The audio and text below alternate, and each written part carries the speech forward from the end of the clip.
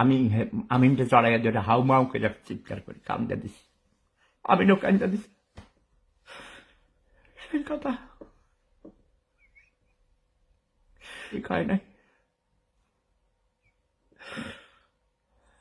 যারা এই হাল শুনেছিল, আমি সব জানি, সব কথা বলতে পারবো না, অনেক কথা জানি ভাই। স্বেচ্ছা নির্বাসিত মানুষ, চারিদিকে শত্রু, কোটি কোটি শত্রু। সত্য কথা বললে জীবন থাকে না। ওসমান হাদি বাংলাদেশ এক নতুন ইতিহাস করে দিয়ে গেল, যাকে এক পলক দেখার জন্য মাইলের পর মাইল রাস্তা মানুষ হেঁটে আসছে।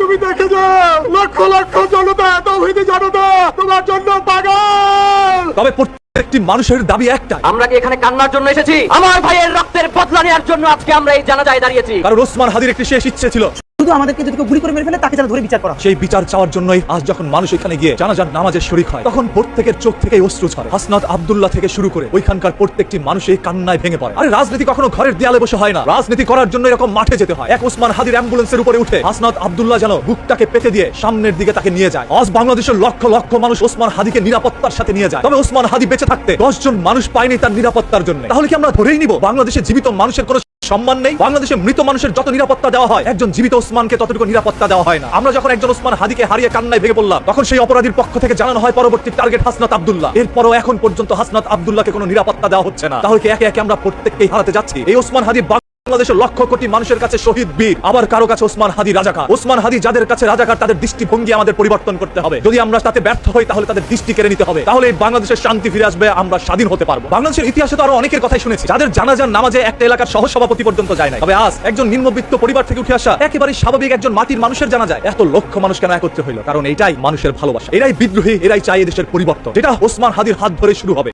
ওসমান হাদি মরে নাই, ওসমান হাদি বেঁচে থাকবে প্রত্যেকটি পরবর্তী প্রজন্মের মনে। ইনকিলাব জিন্দাবাদ, ইনকিলাব ইনকিলাব। যে অন্যায়ের সাথে আপোষ করে সেই ইতিহাসের সবচেয়ে বড় অপরাধী। আমরা মাথা নত করতে শিখিনি, কারণ মেরুদণ্ড ভাঙার জন্য আমরা জন্মাইনি। আমাকে থামাতে চাইলে আগে আমার বিশ্বাসকে হত্যা করতে হবে। এই বুকের ভিতর আগুন আছে, যা ভয় দেখিয়ে নেভানো যায় না। যারা সত্যকে ভয় পায় তারাই আমাদের বিদ্রোহী বলে। অন্যায়কে মেনে নেওয়াই সবচেয়ে বড় পরাজয়। তাই অন্যায়ের বিরুদ্ধেই আমাদের সংগ্রাম। যেদিন রাষ্ট্রের কাছে মানুষের প্রশ্ন করা বন্ধ হয়ে যায়, সেদিনই সেই দেশের জনগণ মরে যায়। আমি 2-4টা লাইক পাওয়ার জন্য কথা বলি না, সত্য প্রকাশের জন্যই সংগ্রাম করি। চুপ করে থাকলেই বেঁচে যেতাম, তবে চুপ করে থাকা আমার নীতি নয়। আমি কোনো সিস্টেমের সুবিধা নই, আমি সেই সিস্টেমের ব্যর্থতা। আমি ক্ষমা করি কিন্তু ভুলে যাই না। আমার আর কোনো ভয় নেই, কারণ হারানোর আর কিছুই বাকি নেই। আমার রক্তে ভয় নেই, আছে জোরালো জবাব। আমার নীরবতাই ছিল ক্ষত, আর এখন সেটা চিৎকার। আমার রক্ত গরম হয় অন্যায় দেখলে। আমি ভদ্রতা দিয়ে শুরু করেছিলাম, আর এখন সত্য দিয়ে শেষ করব। আমরা সবাই জীবন দিব, তবে জুলাই দিব না। আমরা হয়তো মরে যাব, শহীদ হয়ে আল্লাহর কাছে পৌঁছে যাব, আর যতক্ষণ বেঁচে থাকি ততক্ষণ আধিপত্যবাদের বিরুদ্ধে লড়ে লড়ে নতুন বাংলাদেশের জন্য, ইনসাফের বাংলাদেশের জন্য নিজের জীবনকে জাহান্নাম বানাইয়া বাংলাদেশের নতুন একটা জান্নাত আনবো।